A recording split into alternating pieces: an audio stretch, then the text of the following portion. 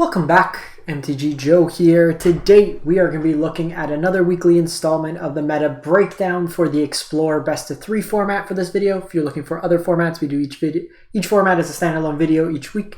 So you can check that out on the channel and the playlist, weekly meta breakdown. This is, as I mentioned, for the Explore Pioneer Light Best of 3 traditionals with sideboarding. And what we do is look at the kind of trends week to week in terms of the top performing decks in the meta.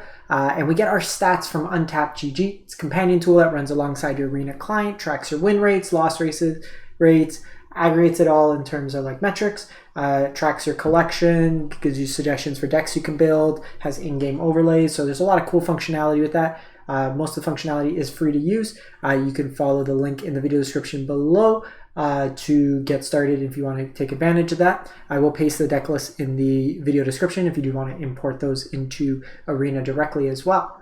So we are looking at May 17th through the 24th. We are looking Platinum to Mythic is generally the band I like because wins and losses count for the same here. We're at 21,000 matches. Now, importantly, matches, not a game, so matches are about 3 times this amount, so 40 to 60 games of Magic have been played with these decks, depending if you 2-0 wins versus 2-1 wins. And overall, we're seeing a smaller population compared to Best of 1, which is typically the case, and relatively speaking, it is not the same volume as we do see in standard Best of 1. But this one will be a little bit quicker. There's not too many decks right now. The format's still being shaped up for Best of 3, but wanted to at least hit on what's there to date. So jumping into it, we have Mono Blue Spirits. So this deck here is looking to be a Spirit Tribal deck, and before we jump in, something that's really cool, Untapped, like I was mentioning, the deck collection tracking. If I want to build this deck, I'm missing 4 Rattlechains, 4 Supreme Phantoms. If we go here, I can see that I have 25 rares, so it's kind of cool to see, of the meta decks, which ones can I build, which ones can't I build, can I just craft wild cards, how to go about doing so. So in any case, so it's a Spirit Tribal deck. What are you trying to do with this deck? It's kind of a tempo style strategy, meaning, you're trying to play either at instant speed or your plays are cheaper mana to answer their big plays. So as an example, Spectral Sailor comes down, you could protect it with Dive Down, or you pay Spell Pierce for 1 mana to invalidate their 2 mana, 3 mana spell. You have protection with Rattlechains to protect your spirits. You have mana sinks for like Ascendant Spirit to take advantage and get bigger. Geistlight Snare in this deck's really cool because with the enchantments from Curious Obsession, it only costs 1 mana and it's a mana leak. I learned that the hard way. Right? Read the cards. Supreme Phantom's a Lord. This is another mana sink to draw cards. This can allow you to tap creatures. Spectral Adversary phases out. Brazen Borrower bounces stuff. Cemetery Illuminator's Graveyard Hate main that also allows you to provide some card advantage mixed in. Then you have Otawara for bounce and Faceless Haven for more grindy matchups as a creature land that gets the bonus of like Spring Phantom as well. So it's Mono Blue Spirits.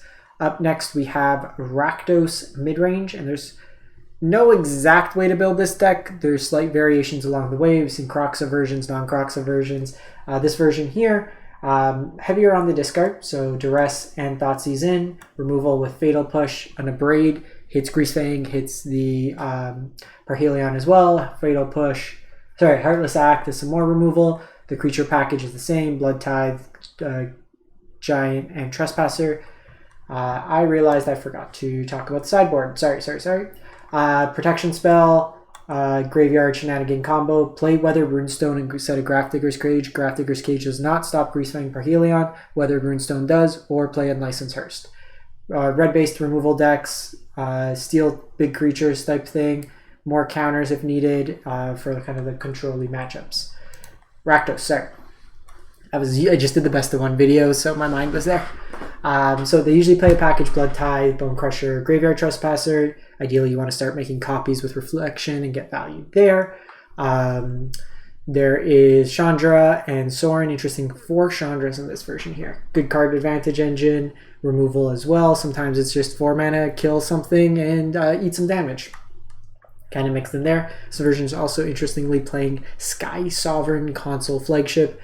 Usually see this in the Greasefang deck, but in here it's a way to just get accrued advantage. All your creatures crew it, and it's just a way to get around removal and kind of have some chip damage. One thing you're probably going to notice is there's not as much Greasefang in best of 3. In best of 1, it was the top performing deck, nearly 70% win rate. There's a lot of ways to attack Greasefang post board. And we'll see that if we look in here. 4 full of unlicensed Hearst. Just eat away at that graveyard. Your opponent's going to hate it. You got Abrades, you have Bedevils, just a lot of ways to deal with that. In the more kind of grindier matchups, Tenacious Underdog could come in. You have Nixus, which is great in the control mirrors, and then some Flame Blast Bolts for like people who are trying to jam Phoenix or any recursive decks, even like Tenacious Underdog mirrors. So interesting take on this deck here. I've enjoyed this. Sometimes like I played some Meat Hooks in mine just as a catch-up mechanic, but there's a lot of flexible cards. The core is basically like push, Thoughtseize, Blood Tithe, these, some number of Chandras, some number of Sorins, and that's kind of the core. Sometimes Omnixus main, sometimes a Meat Hook main, sometimes you'll see other type of effects in the side like Sweltering Sun or Anger of the Gods as well. Jund Midrange, Jund Fight Rigging, so this deck is at 55-ish, 56% win rate. And this deck here is looking to go 1 mana, 3 mana, ideally play something big like Shakedown Heavy or Rotting Regisaur. You follow that up with a Fight Rigging. Fight Rigging can then cheat into play something like Galta, the Great Henge, or Tybalt, kind of get advantage of that. It's a deck that can also easily ultimate Omnixus the turn you cast it off of like Rotting Regisaur for some utility as well. Just a bunch of removal options, Thoughtseize versus control matchup, Graveyard Hate, pro blue stuff for like counter matchups, stuff like that in there. Then we have Mono Green Devotion. So Mono Green Devotion is a very popular deck. It's a combo ramp deck in Pioneer. Notably, we are missing Oath of Nissa as well as Nykthos Shrine of Nyx, which is kind of the big powerhouse of the deck. In Explorer, it's kind of adapted to a mid-range value deck, so not so much on the Devotion side, but just on the ramp package. So you have Llanowar, Paradise, Wolfwillow for ramp, Topiary Stomper gets another land. You got like a bunch of hits off Storm the Festival, Gargaroth, Cavalier, Nissa, just kind of like that. You have Kiora to untap stuff, get extra value off like Wolfwillow. Karn the Great Creator allows you to get a Karn board. This version is just full Karn board. There's versions that play like some removal. I wouldn't go full like Karn board. There's options like to have, but notably with Pestilence, Cauldron, and Restorative Burst, you could if you have a Karn and a Kiora in your graveyard and a Karn and a Kiora on the battlefield, you can cast Restorative Burst, get back the ones in your graveyard. Karn can get the copy from exile. You need like 15 mana, I think, and it basically allows you to create an infinite loop to gain infinite mana, to which you eventually cast the Pestilence Cauldron off of the one of Overgrown Tomb or Paradise Druid, and then you mill out your opponent. More times than not, you're just going to beat down with something like Skyship or any of your creatures or Nissa, or tax them out with Godpharaoh's Statue. Lastly is it Phoenix Shredding Time. So this is kind of a port. The main things with Phoenix that you're missing is Thing in the Ice, you're missing Treasure Cruise, you are missing Temporal Trespass if they're playing it in some of those versions. There's also the 1 mana Fiery Temper that scales. But a lot of cheap spells here, trying to put cards into your graveyard with like Chart a Course to get Phoenixes back. Ledger Shredder is another way to put Phoenix in the graveyard. Crackling Drake in here with like a Kazal kind of combo kill.